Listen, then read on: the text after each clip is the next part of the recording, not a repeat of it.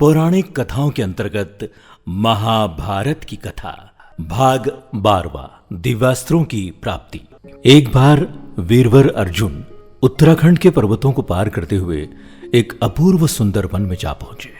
वहां के शांत वातावरण में वे भगवान श्री शंकर की तपस्या करने लगे। उनकी तपस्या की परीक्षा लेने के लिए भगवान शंकर ने एक भील का वेश धारण कर उस वन में प्रवेश किया। वहां पर आने पर भील रूपी शिव जी ने देखा कि एक दैत्य शूकर का रूप धारण कर तपस्यारत अर्जुन की खात में है। शिव जी ने उस दैत्य पर अपना बाण छोड़ दिया। जिस समय शंकर भगवान ने दैत्य को देखकर बाण छोड़ा, उसी समय अर्जुन की तपस्या टूटी और दैत्य पर उसकी दृष्टि पड़ी। उन्होंने भी अपना गांडीव धनुष उठाकर उस पर बाण छोड़ दिया। शुकर को दोनों बाण एक साथ लगे और उसके प्राण निकल गए। शुकर के मर जाने पर भील रूपी शिवजी और अर्जुन दोनों ही शुकर को अपने बाण से मारा होने का दावा करने लगे। दोनों के मध्य विवाद बढ़ता गया और विवाद ने युद्ध का रूप धारण कर लिया। अर्जुन निरंतर भील पर गांडीव से बाणों की वर्षा करते, किंतु उनके बाण भील के शरीर से टकराकर टूटते रहे और भील शांत खड़े हुए मुस्कुराता रहा। अंत में उनकी तरकश के सारे बाण समाप्त हो गए। इस पर अर्जुन ने भील पर अपनी तलवार से आक्रमण कर दिया। अर्जुन की तलवार भी भील के शरीर से टकराकर दो टुकड़े हो गई। अब अर्जुन क्रोधित होकर भील से मल्ल युद्ध करने लगा। मल्ल युद्ध में भी अर्जुन भील के प्रहार से मूर्छित हो गए। थोड़ी देर पश्चात जब अर्जुन की मूर्छा टूटी तो उन्होंने देखा कि भील अब भी वहीं खड़े मुस्कुरा रहा है। भील की शक्ति देखकर अर्जुन को अत्यंत आश्चर्य हुआ और उन्होंने भील को मारने की शक्ति प्राप्त करने के लिए शिव मूर्ति पर पुष्पमाला डाली, किंतु अर्जुन ने देखा कि वो माला शिव की मूर्ति पर पड़ने के स्थान पर भील के कंठ में चली गई।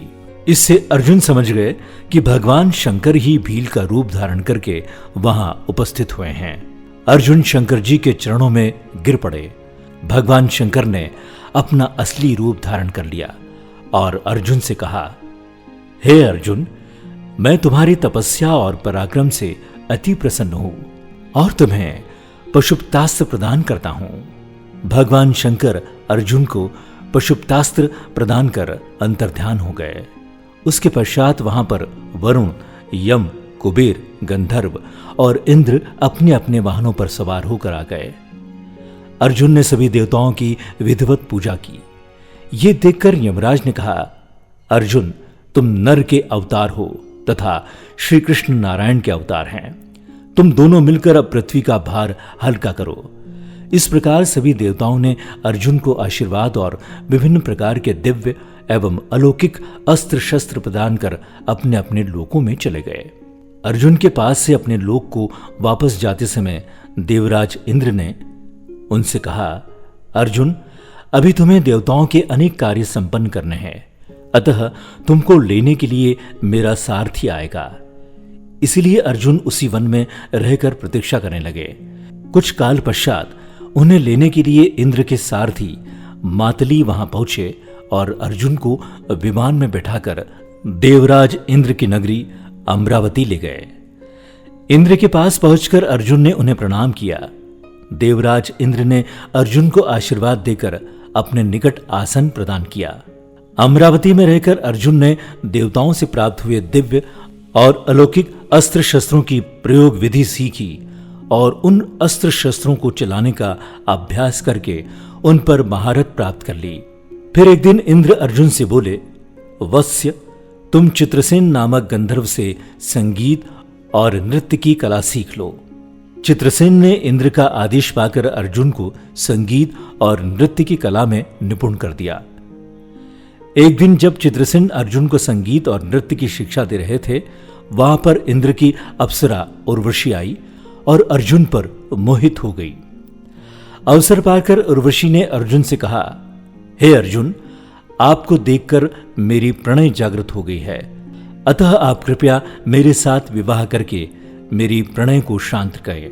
उर्वशी के वचन सुनकर अर्जुन बोले, हे देवी, हमारे पूर्वज ने आपसे विवाह करके हमारे वंश का गौरव बढ़ाया था, अतः पुरु वंश की जननी होने के नाते आप हमारी माता के तुल्य है।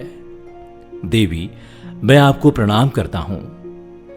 अर्जुन की बातों से उर्वशी के मन में बड़ा क्षोभ उत्पन्न हुआ और उसने अर्जुन से कहा, तुमने नपुंसकों जैसे वचन कहे हैं, अतः मैं तुम्हें श्राप देती हूं कि तुम 1 वर्ष तक पुंसत्वहीन रहोगे। इतना कहकर उर्वशी वहां से चली गई।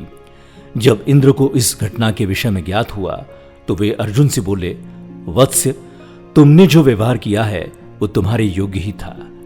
उर्वशी का ये श्राप भी भगवान की इच्छा थी। ये श्राप तुम्हारे अज्ञातवास के समय काम आएगा।